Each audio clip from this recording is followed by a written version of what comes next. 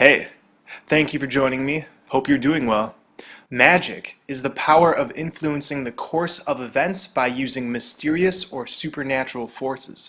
The word supernatural is an adjective meaning attributed to some force beyond scientific understanding, or relating to an order of existence beyond the visible observable universe. Scientism has become the dominant worldview in this matrix, one that says only scientific claims are meaningful. The word science comes from the Latin sciens, meaning intelligent, skilled. Sciens ultimately comes from the word scindere, which is a verb that means to tear or to cut, to divide. So science, the basis of scientism, is really an effort to divide us, to cut off our connection with right-brained principles. The left brain and right brain express different principles.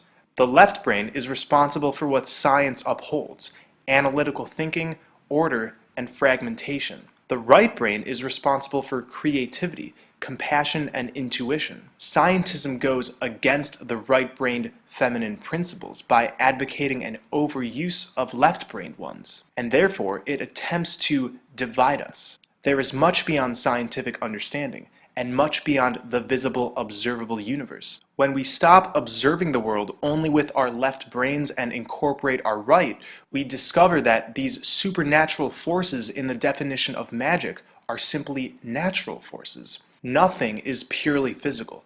Everything has a vibration and a consequence. Every thought we think, action we perform, and word we speak directly affects the outcome of our reality and the collective's. So whether we choose to acknowledge it or not, we are all magicians. Magic is really the power of influencing reality.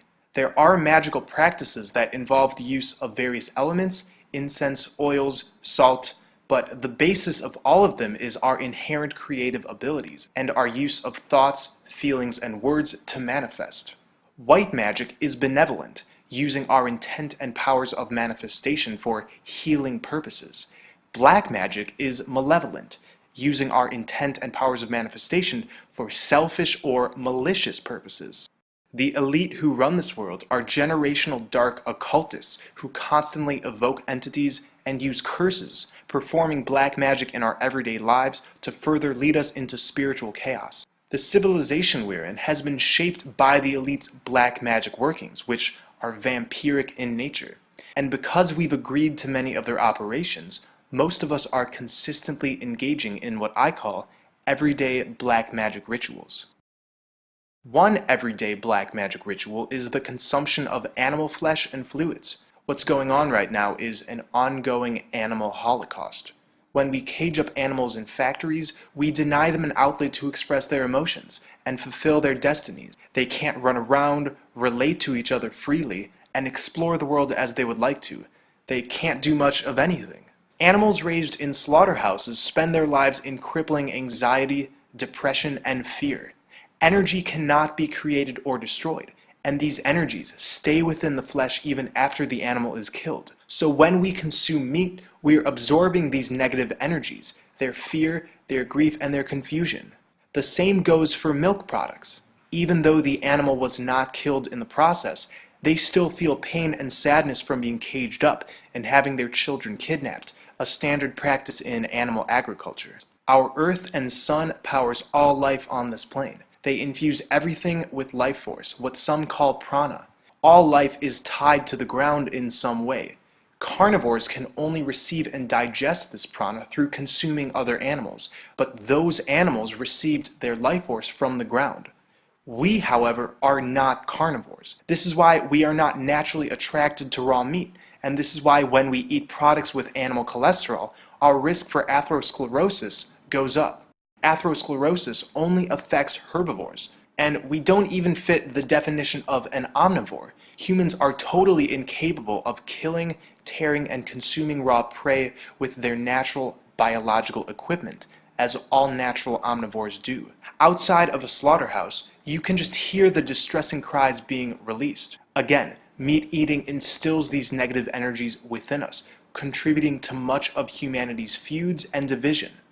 Not to mention, most conventional meat is physically poisoned with growth hormones, vaccinations, and GMO livestock feed. A person with a meat-heavy diet tends to have blocked energies within their body, since it becomes a storehouse for these energetic poisons.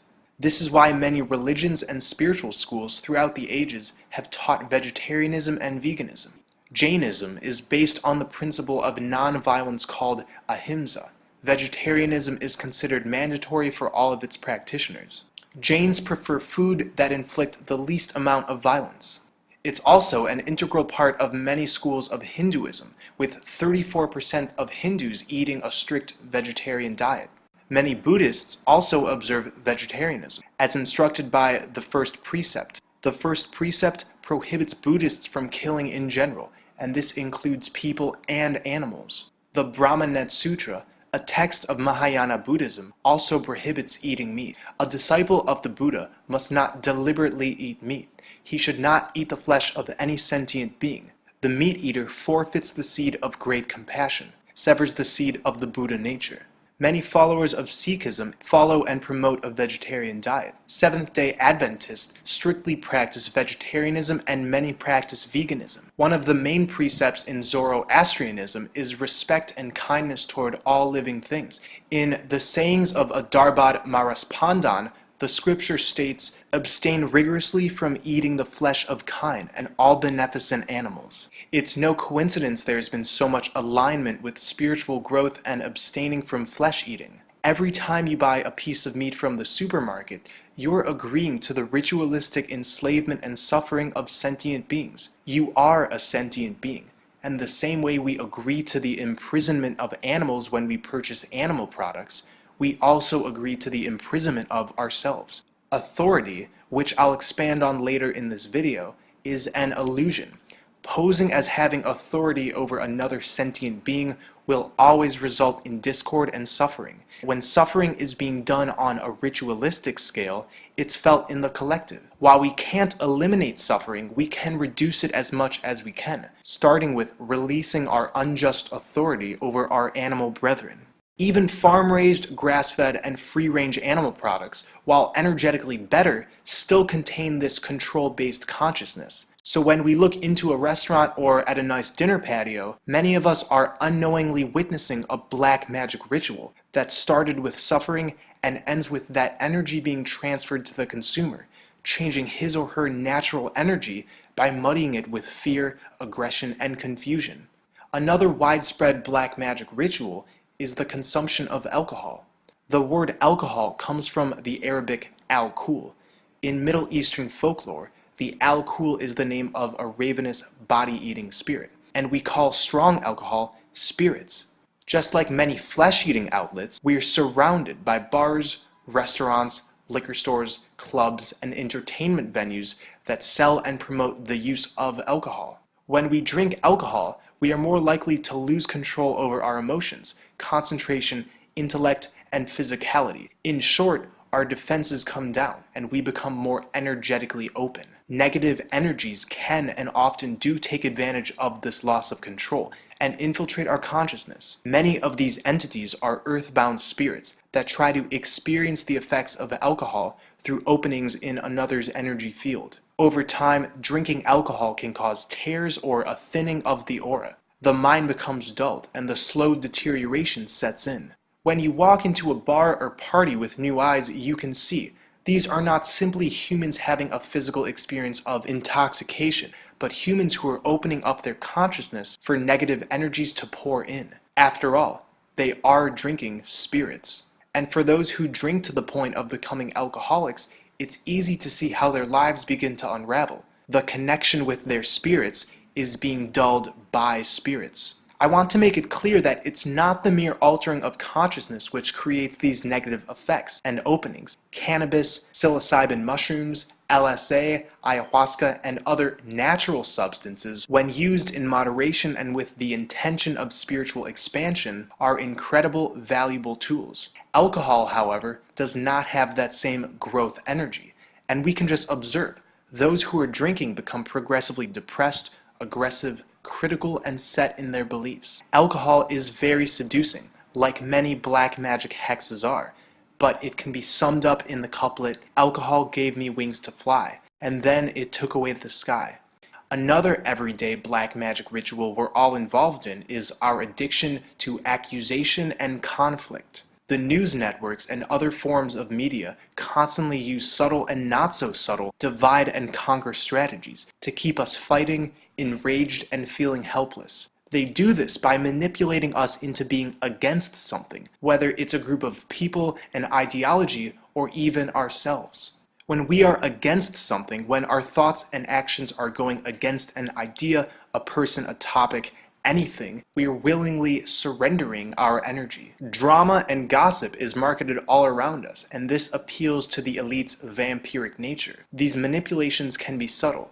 We are surrounded by them our entire lives. So while you may not get enjoyment out of reading a tabloid, you may enjoy criticizing music, going against an ideology you disagree with, or complaining about your current job. Just go into any public venue and listen to the conversations being had. Most of them are riddled with insignificant feuds, gossip, worries, a whole host of topics that take our divine creative powers and redirect them into conflict and division. This casting of our energy means we're imposing black magic all around us. Again, black magic is using our intent and powers of manifestation for selfish or malicious purposes. Going against something is using these powers for malicious purposes because it propagates discord. Much of our division is reflective of our efforts to control others. Control is the same consciousness the elite aim to inflict on all of us. This new heart-centered paradigm is not going to be built by the same mechanisms of control that this matrix is built on. We must let things flow. We must lead by example and stand for things, not standing against them.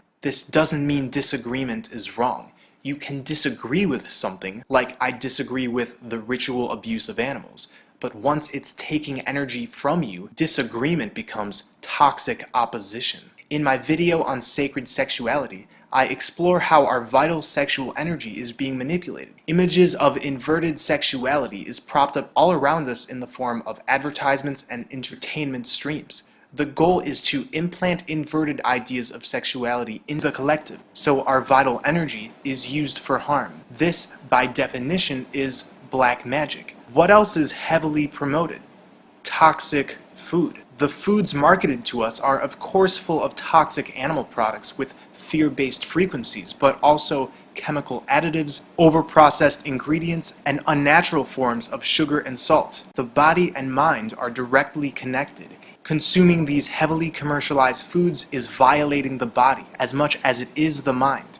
If it's being pushed on us, it's for spiritual defilement. But to the untrained eye, it goes unnoticed. Much of this defilement is simply a part of what we call modern civilization. Each element sizzles before being expounded upon. In other words, this manipulation of our own energy and reality is pushed on us incrementally. What we see in the media and all around us is the result of carefully planned debasement of the human spirit, slowly giving us physical and spiritual poison. The elite know that we are naturally empathetic beings, so they try to use this empathy against us by turning it into contempt under the guise of unity and societal progression. This is reflected in feminism, Black Lives Matter, many of the social justice causes, and the controlled parts of the truther movement. At face value, these movements seem admirable, but are full of control-based energy. We are given staged mass shootings and pre-planned events that pull at our heartstrings. The elite want us to feel helpless, staring at these staged events, and letting it disturb us so much that we further give into fear, and therefore ask for our own further enslavement. Another everyday black magic ritual is the use of oil. Earth is quite literally a living, breathing organism. We can call her Mother Earth, the Earth Goddess, the Great Mother. There's many names that have been attributed to her throughout the ages, like the Greek Gaia and the Egyptian Isis. She is the center of this creation. We're told that oil is created when the fossils of dinosaurs and similar ancient buried organisms are heated up under pressure for millions of years. It's a fossil fuel. But oil is normally drilled at 30,000 feet, whereas the deepest fossils are normally not found below 16,000 feet. Oil is not a fossil fuel. In fact, the term has always been false. This myth started in 1892 when John D. Rockefeller used his paid scientists at the Geneva Convention to declare that because oil is composed of hydrogen, oxygen, and carbon, that it must be residue from living matter, and therefore ancient fossils. The abiotic oil formation theory strongly suggests that crude oil is the result of naturally occurring processes within the earth. For decades, there have been many studies on the abiotic origin of oil, although most have gone unnoticed. No one has yet synthesized crude oil in a lab from dead plant matter, because it's not from plant matter. The Koji Indians hold that oil is Mother Earth's blood, and this is no analogy. The truth is that crude oil is the blood of the earth, flowing deep within her veins. Crude oil actually does resemble blood.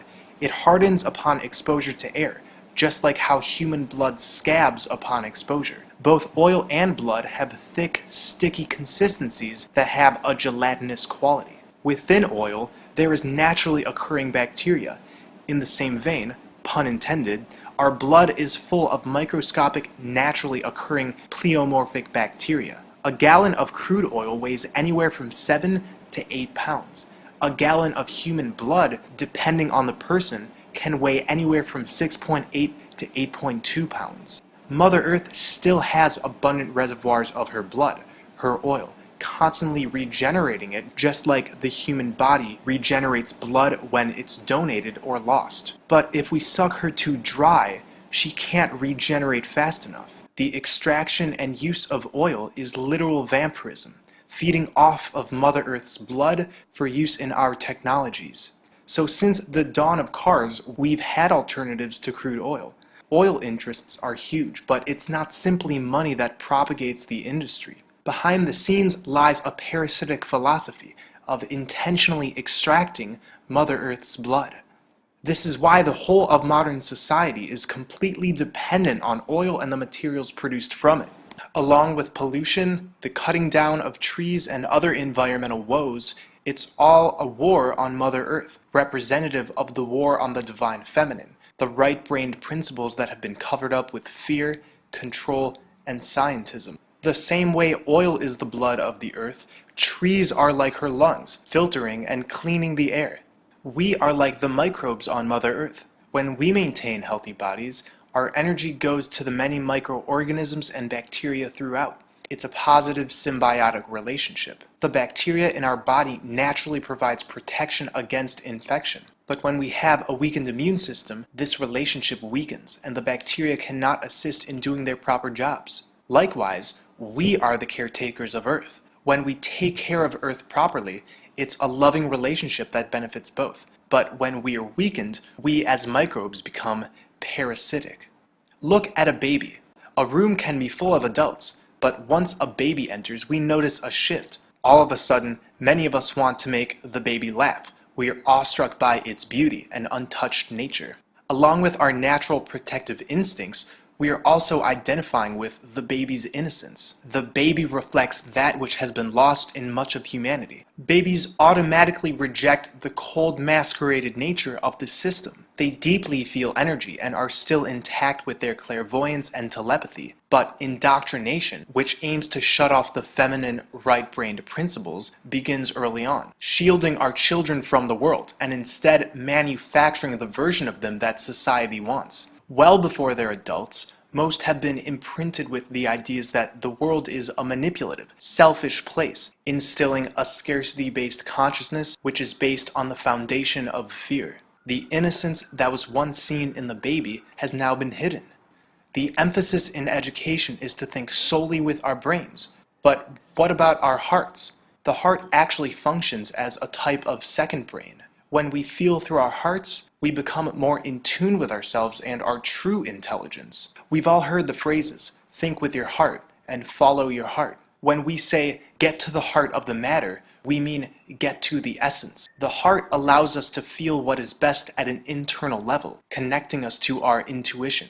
The word heart is an anagram for the word earth. This is no coincidence. When we truly connect with our hearts, then we will ultimately connect with earth. Home is where the heart is. The heart is not simply a mechanical organ. It generates the strongest electromagnetic field out of any organ in the body. Our soul resides in our heart. This is what this electromagnetic field is, the electrical outpour of our soul. This is why it's the first organ to develop and function in a fetus.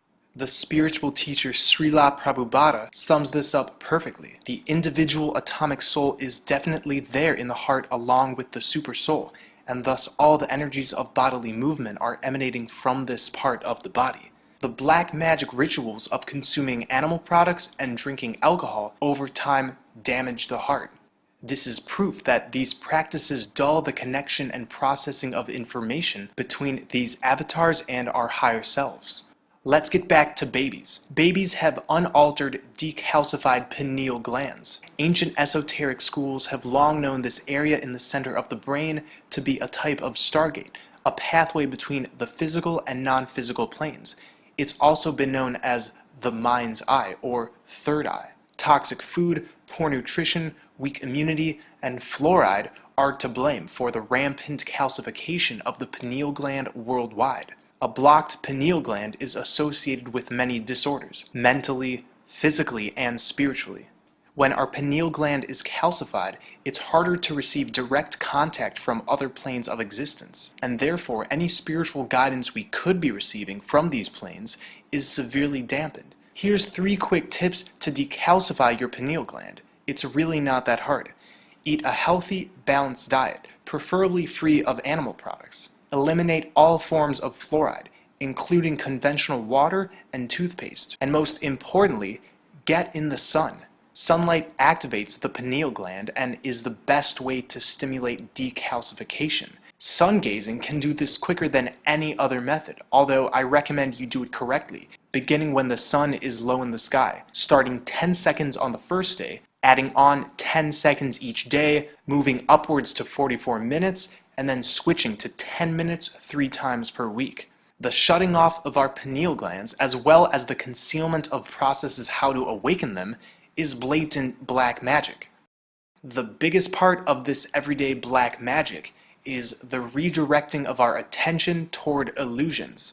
Materialism is one of these illusions, and it's ingrained in the fabric of this false matrix. The definition is a tendency to consider material possessions and physical comfort as more important than spiritual values. There's a reason we're told to constantly buy, that buying these things will make us have better lives. The search for material comfort draws us away from the search for spiritual comfort.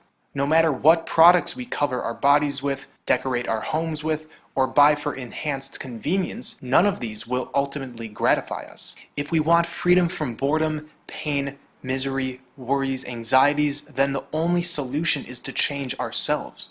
Change our outlook and values. Spirituality seeks happiness within. Materialism seeks happiness without. These things have become idols, items of worship, but we should be worshiping our own divine essence and each other's. The elite attempt to divide us with materialism by giving us the fallacy of ownership, therefore promoting the illusion of separation. My car, my house, my purse, my stuff. And materialism, by its very nature, gives way to vanity, pride, and greed. This is not you. This also isn't you. Neither is this, neither is this, neither is this, neither is this. These are illusory archetypes that have been given to you. There's many fun aspects to these archetypes, but ultimately, you did not come up with them. They've been predetermined, handed over to you as subtle methods of control. We masochistically seek gratification and approval from these sets of fantasies and identities. Many of us hide behind them in our day-to-day lives, and since our focus is a vehicle for creation, we become attached to the vibrations of these archetypes. The reason we can never truly be these archetypes is because, again, they're illusory. These identities are unobtainable. They do not truly exist, and therefore leave us deprived of our true nature, which is divine and not covered up by false identities. I'm not telling you to not identify with a group because that's natural, but be aware of how it's affecting you. One of the biggest elements of everyday black magic is the imposition of the dog-eat-dog mentality. Dog eat dog is an adjective meaning marked by destructive or ruthless competition without self-restraint and ethics. Dog eat dog describes a world in which people fight for themselves. It promotes the idea of scarcity, again, reflective of an overemphasis on left-brained masculine principles. The common assertion in this worldview is that there's a certain amount of resources, love, and enjoyment in the world, and that one must constantly stake their individual claim, or else be subject to the greed of another human. Most people would agree with the statement, humans are naturally greedy. But this is a lie that's been given to us through this dog-eat-dog mentality. This state of mind has been cultivated through means of the elite and their black magic all around us. It's not who we really are. What's going on in the world is not reflective of our true nature, but a reflection of what happens when our true nature is actively suppressed, hidden, and used against us. This dog-eat-dog mentality is ultimately based on the illusion of money. Money carries no inherent energy. Mother Earth carries energy in the form of air, water, etc. Our bodies and spirits create energy. The sun, the stars, the planets, these all create energy. But money is backed only by our own willful slavery and stupidity. Money is a voluntary illusion. It's what's at the core of materialism and the illusion of separation. The very idea of a medium of exchange is also illusory. If we are to end separation and work together as one people, we need to move towards a gift-based society, where nothing is expected, and all exchange is done out of altruism and empathy. The use of money is not mandatory. It's only the belief in it that upholds this idea. There's systems we haven't even thought about yet that could yield abundant shelter, food, and clean water for everyone, working with the earth instead of against it. Wouldn't that be a system where nobody has anything? This response is still operating under a scarcity-based dog-eat-dog mentality. A gift-based society would operate without any need for regulation or control, and therefore it would automatically give way to abundance. Humans are the only organisms in this reality that are required to pay for their right to exist. This concept has led to mass psychosis. We work our entire lives for this thing that the elite tells us we need to survive. While working for this worthless paper, we help them build this energy extraction matrix. So the true people making this reality a dystopia and upholding these illusions are us. We are the slaves who build their empire. Another illusion is authority. This illusion is propagated by the idea of the legitimacy of government. Govern comes from the Latin verb gubernare, meaning to direct, rule, guide. Ment comes from the Latin mente, meaning mind, which comes from the Indo-European mentis, meaning thought. The word government literally means mind control or the rule of thought. One cannot delegate a right that they do not inherently possess themselves. These so-called rights our government has invented give them permission to impose their own man-made laws, laws which are out of sync with this multiverse's natural laws. The law of attraction, the law of cause and effect, the law of correspondence. All of these universal laws do not require any form of man-made dominance or sovereignty. They're naturally active, in constant perpetual motion, and therefore are divine and true, complete laws that exist out of man's ability to control them. These man-made laws lend to the illusion of penalty. The idea is, because a law is made, it therefore must be followed. If it is not followed, the order followers of the government are allowed genuine authority to reprimand and penalize. Again, one cannot delegate a right that they do not naturally possess themselves. And this is why government and any position of authority will always be completely false. Accepting the illusion of authority coincides with accepting the duty to obey a master, meaning accepting one's own enslavement. One cannot believe in authority, man-made laws and penalties, or government and truly be free. Government only has power over us because we allow it to. We've bought into their illusion of authority, and therefore we can denounce this black magic illusion just as easily as we bought into it. But we don't have to protest. Protesting, as I've said before, is a form of begging. begging our slave masters to change conditions, still buying into the illusion that they have the power. We also don't have to replace government with a new, more updated control system. This will always lead to the same restrictive outcome. Many will ask, but if there's no government, who will protect us? Again, this lends to the dog-eat-dog mentality, assuming humans are naturally greedy and even dangerous when left to their own devices. The true reason we see widespread crime, murder, rape, and overall dysfunction is because we've been marketed illusions. These illusions, when embraced, will always lead to imbalances, toxic worldviews, and destructive behavior. If we are to grow a new system based in compassion, unity, and truth, then we must completely abolish all forms of man-made illusions. When this happens, we will all be using our divine creative essence, our white magic, to power a new paradigm. The elite have tried to tell us that God is a masculine being. On this plane, Mother Earth is the feminine goddess, who is truly deserving of our worship. They've also tried telling us that the Creator is separate from us, and that we are like undeserving minions who must worship and gain His external approval so that we may finally be considered complete and righteous. There's a reason why the monotheistic religions have been such a mechanism of control. When we believe that the only higher power lies outside of ourselves, we are further surrendering our energy and creative abilities. Collectively, we make up God. We are the Creator, which is why when we're divided into individual isolated portions of consciousness, we're actually creating our collective reality. We are points of expression and consciousness in the mind of the Creator. We all originated from one source, and will therefore, at some point, all come back to the same source. This is where we get the saying, we are all one. This is the truth. It's just hard to see when we are in these individual bodies. This is why there's no need to get worked up about the elite's black magic rituals and fear-based programming. Each of us waking up and realizing our divine potential and using that creative ability in our everyday lives to spread love and truth ultimately does change things. While many of us, including myself, are still engaged in some forms of these illusions and black magic rituals, embracing love over time will tear down this structure and effortlessly replace it with a heart-based consciousness. How I see it is right now we're in the age of truth. Truth leads to information. Information leads to motivation, and motivation leads to action.